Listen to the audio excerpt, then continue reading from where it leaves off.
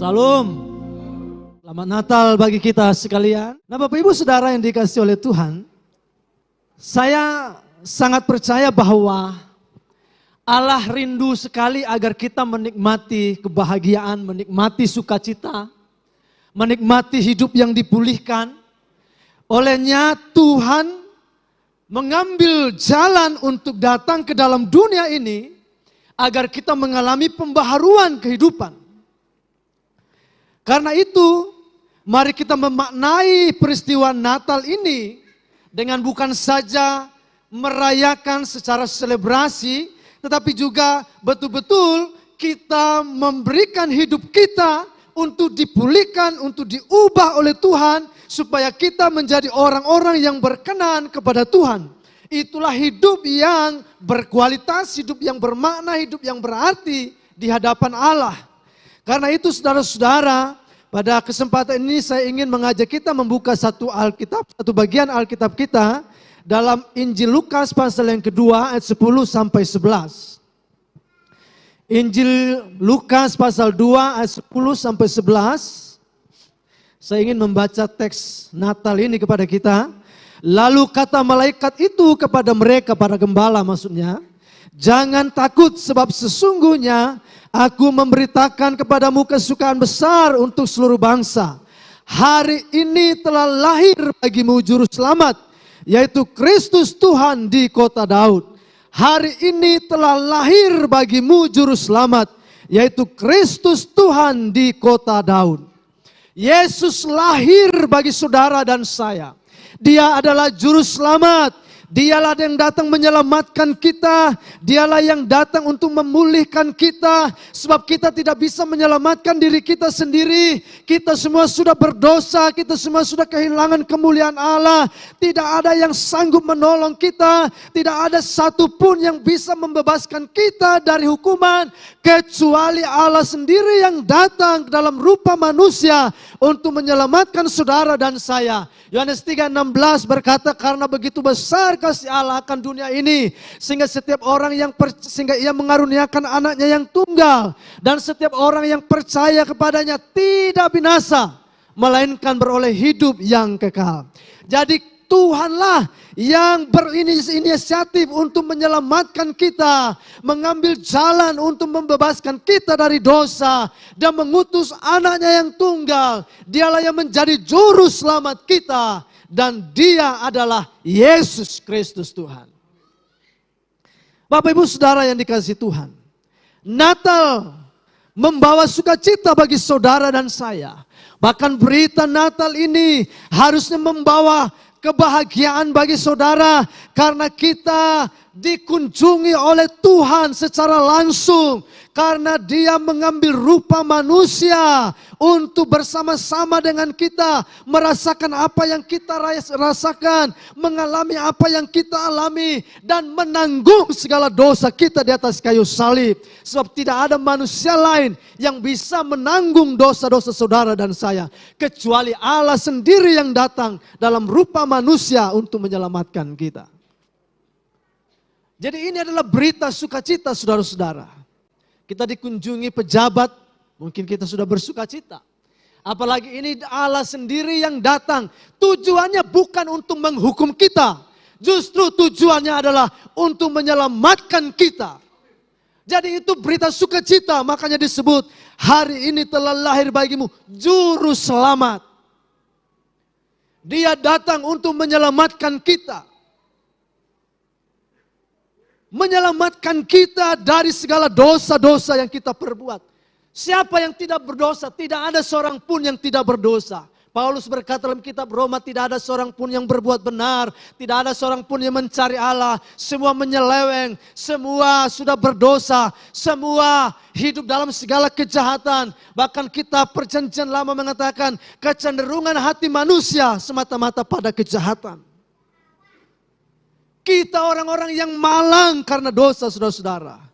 Karena itu Natal adalah sebuah era baru bagi saudara dan saya. Natal menjadi tonggak baru dalam sejarah kehidupan kita. Karenanya kita merayakan dengan penuh kegembiraan, penuh sukacita. Karena Tuhan mau mereformasi, melakukan sebuah regenerasi dalam kehidupan kita, mentransformasi kita menjadi orang-orang yang berkenan kepada Tuhan, tidak lagi hidup dalam kuasa dosa, tidak lagi diperbudak oleh kejahatan, tidak lagi hidup di dalam permusuhan dengan Tuhan. Tetapi inilah Tuhan membuka lembaran baru bagi saudara dan saya. Natal membawa sukacita. Problem kita diselesaikan oleh Tuhan melalui kedatangan Dia. Apa saja problem kita? Dalam drama Natal sebenarnya sudah jelas. Mereka sudah berkhotbah kepada kita lewat drama dan musik. Dimulai dari Adam dan Hawa yang buat perkara. Ini bukan cari perkara yang di atas, tapi buat perkara. Buat perkara dengan Tuhan. Tuhan bilang jangan engkau makan buah yang di tengah-tengah taman. Tapi dia buat perkara. Dosa dan keterpisahan dengan Tuhan, saudara-saudara. Dan itu masalah terbesar kita semua umat manusia.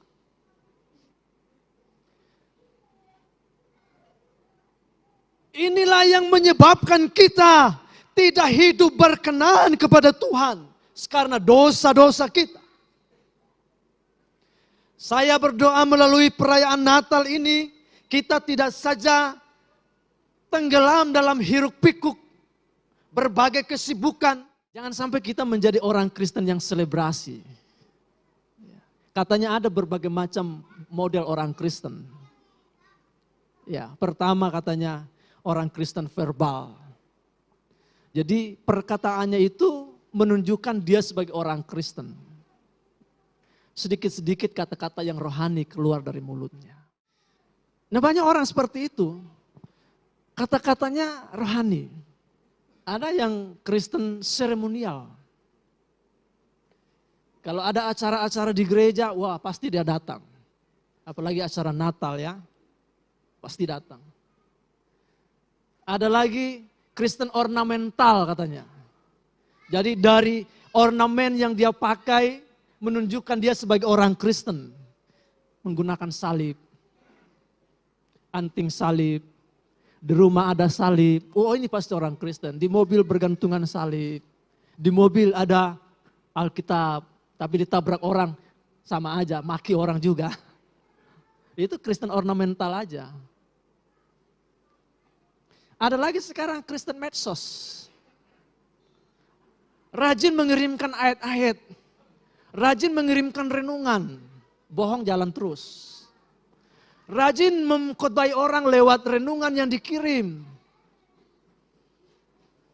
Tapi tipu jalan terus. Utang gak dibayar-bayar.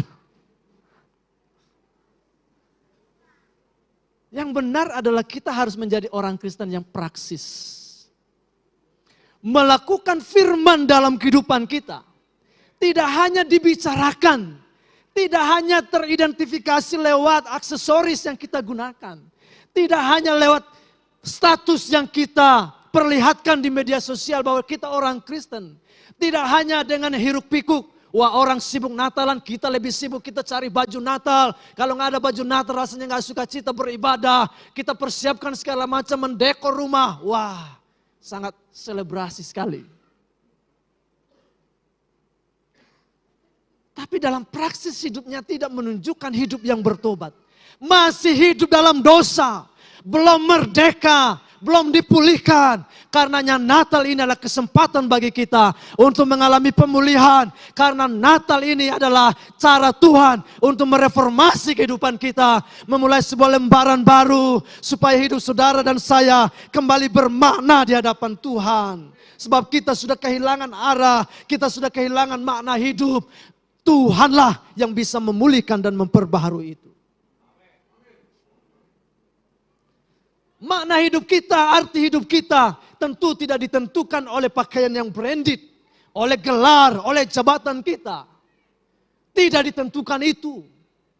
Makna hidup kita ditentukan bagaimana Allah memandang kita. Apakah kita ini berharga, apakah kita ini mulia, apakah kita ini orang-orang yang tetap dikasihi oleh Tuhan atau menjadi musuhnya Tuhan. Kita terbelenggu dalam kuasa dosa. Ini masalah kita saudara-saudara.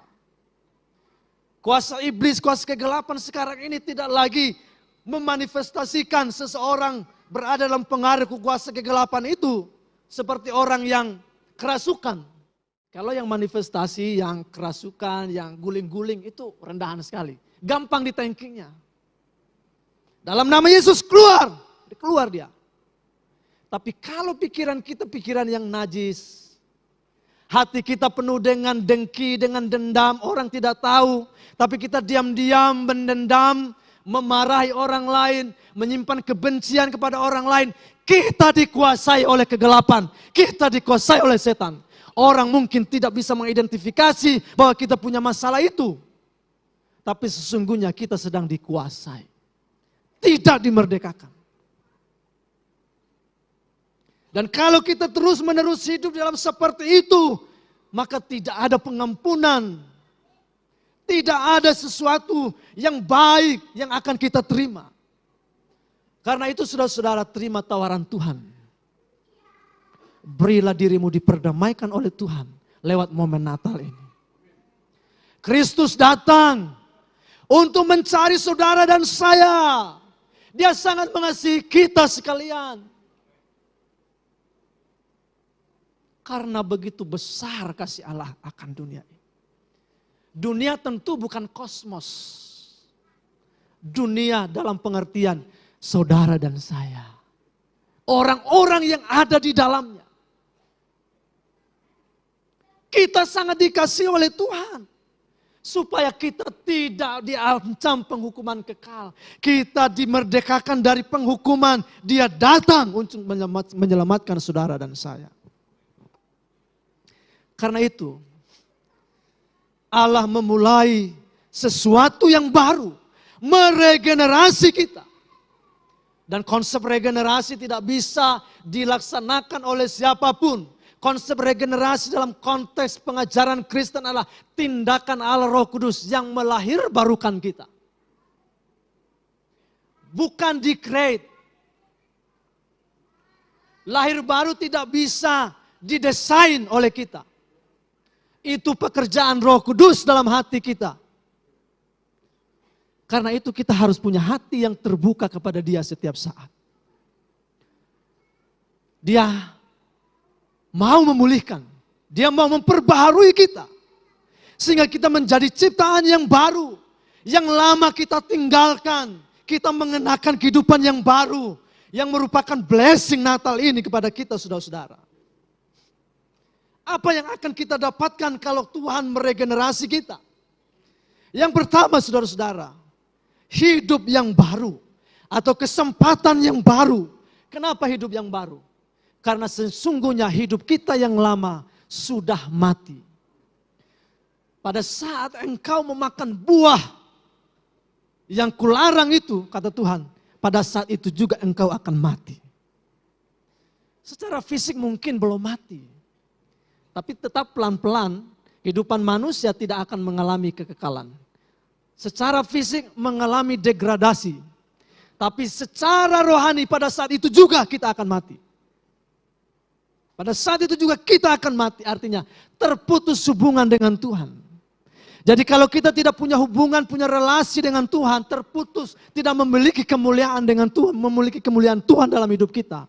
Sesungguhnya kita adalah tubuh yang berjalan tanpa makna, tanpa arti. Tidak ada sesuatu yang bisa kita persembahkan kepada Tuhan. Kalau roh kita mati, roh kita tidak dihidupkan kembali oleh Tuhan. Karena itu Natal ini berbicara, kita diberi kesempatan baru oleh Tuhan untuk memulai sebuah kehidupan yang bisa kita persembahkan kepada Tuhan. Kemudian saudara-saudara, apalagi yang Tuhan berikan kepada kita pada saat Tuhan meregenerasi kita, memulihkan kita, memperbaharui kita. Kita menjadi orang yang punya identitas yang baru. Kalau yang tadinya kita adalah orang-orang yang menjadi orang musuh Tuhan, orang yang tidak berkenan kepada Tuhan, orang yang harus dimurkai, orang yang harus dihukum. Sekarang kita adalah orang yang dikasihi Tuhan. orang yang dibenarkan. Kita sahabat-sahabat Tuhan, kita anak-anak Tuhan. Itulah identitas kita sekarang ini. Jadi kita harus menunjukkan jati diri kita sebagai anak Tuhan dalam seluruh aspek hidup kita. Kita harus menerima itu dengan sebuah kebanggaan, bukan sebuah beban. Memang betul menjadi orang Kristen itu tidak sesuatu yang instan menjadi orang yang kudus, orang yang suci. Tapi itu adalah sebuah perjuangan. Kita harus merelakan diri kita setiap hari dipimpin oleh Roh Kudus. Supaya kita menghasilkan sesuatu yang baik, yang berkenan kepada Tuhan. Dan itu perjuangan setiap hari. Makanya Tuhan berkata, barang siapa yang tidak mau memikul salib menyangkal diri, ia tidak layak menjadi murid-murid Tuhan. Itu konsekuensi dari kita dimerdekakan dan memiliki identitas baru dalam Kristus. Kita harus berjuang. Berikutnya kita punya relasi yang baru dengan Tuhan. Relasi yang dibangun atas dasar pengenalan. Jadi tidak lagi ya seperti orang yang sedang mencari-cari sesuatu. Seolah-olah Allah yang jauh, yang tidak dikenal. Tapi dia sendiri yang datang membangun hubungan, memperbaiki hubungan. Itulah yang Tuhan pulihkan dalam kehidupan kita. Sehingga kita punya relasi yang baru dengan Tuhan. Kita kapan saja, di mana saja, dalam situasi apa saja, kita setiap saat bisa berelasi dengan Tuhan. Tidak lagi diwakili, tidak lagi dihalangi oleh apapun. Kalau dalam perjanjian lama, relasi umat dengan Tuhan masih diwakili oleh orang-orang yang dipilih oleh para imam misalnya. Tapi sekarang ini setiap orang punya akses langsung kepada Bapa di sorga.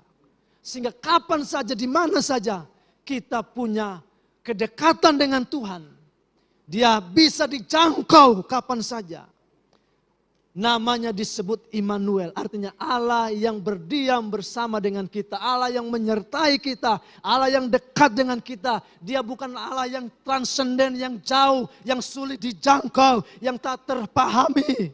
Tidak, dia justru sudah menyingkapkan dirinya sehingga kita bisa berelasi dengan Tuhan.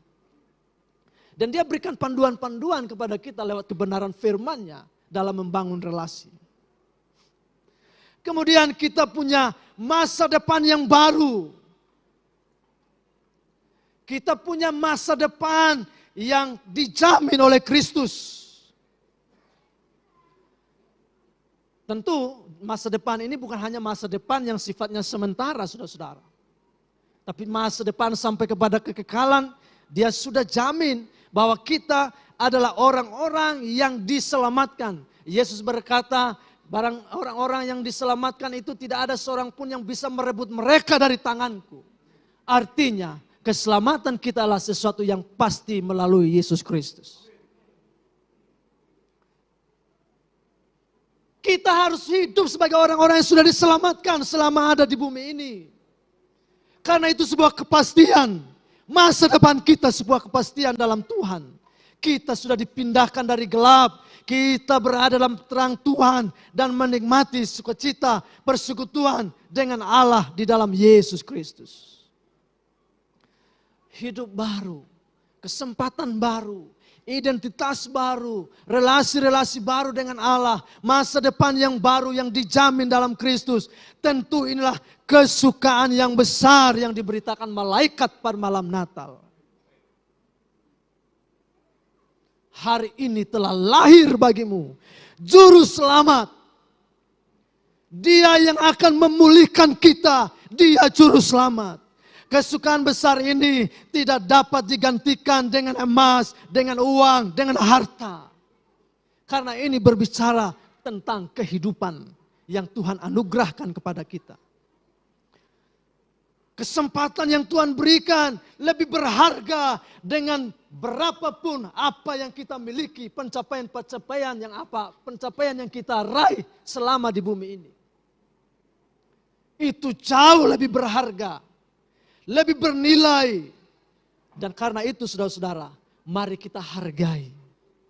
Kita hargai tindakan dan karya Tuhan yang kita rayakan hari ini dalam perayaan Natal ini. Caranya seperti apa? Buka hati saudara. Biarkan dia masuk dan beroperasi dalam hati kita, dalam pikiran kita, dalam hidup kita. Sehingga hati yang membatu, pikiran yang menyimpang, diubahkan, dipulihkan oleh Tuhan. Menjadi hati yang baru, hati yang dipulihkan.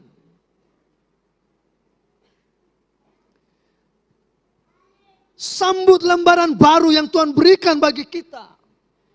Punya kerendahan hati. Untuk diajar, untuk dibimbing oleh firman Allah dan kuasa Roh Kudus setiap saat. Yesus lahir dalam palungan itu memberikan sebuah gambaran. Bahwa dia ingin masuk dalam setiap kehidupan kita yang rusak. Dia ingin menjadikan itu baru. Dia ingin menjadikan itu mulia. Bapak Ibu Saudara yang dikasihi Tuhan. Dengan cara seperti itu, hati yang diperbaharui, pikiran yang diperbaharui, itulah jalan kita untuk memiliki pikiran-pikiran ilahi. Sulit bagi kita untuk memiliki pikiran Kristus kalau kita belum dipulihkan oleh Tuhan.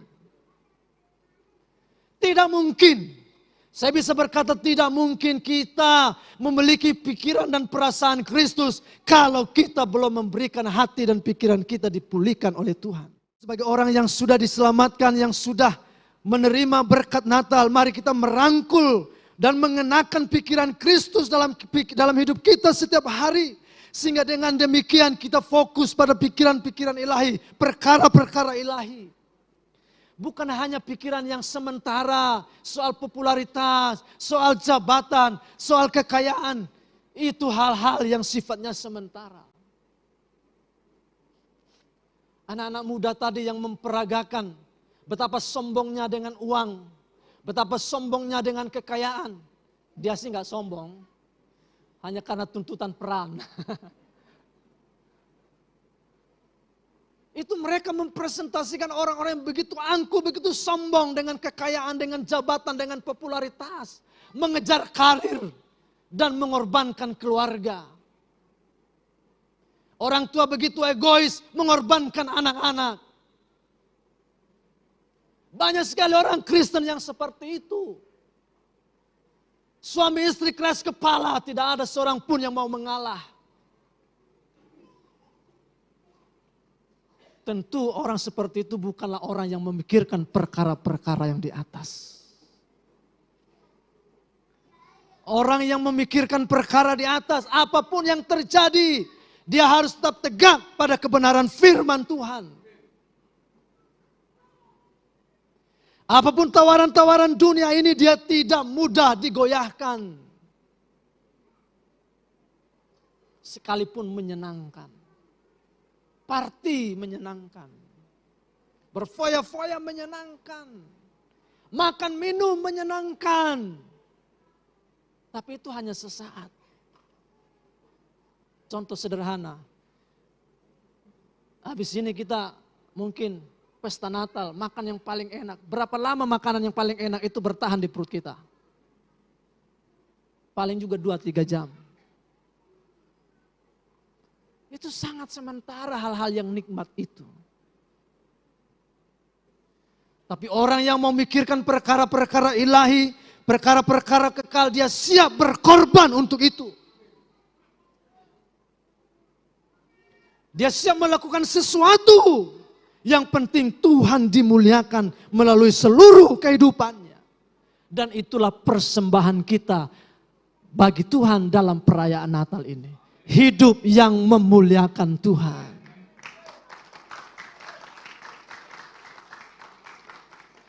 Seperti para gembala, kehadiran mereka itulah yang sangat dibutuhkan.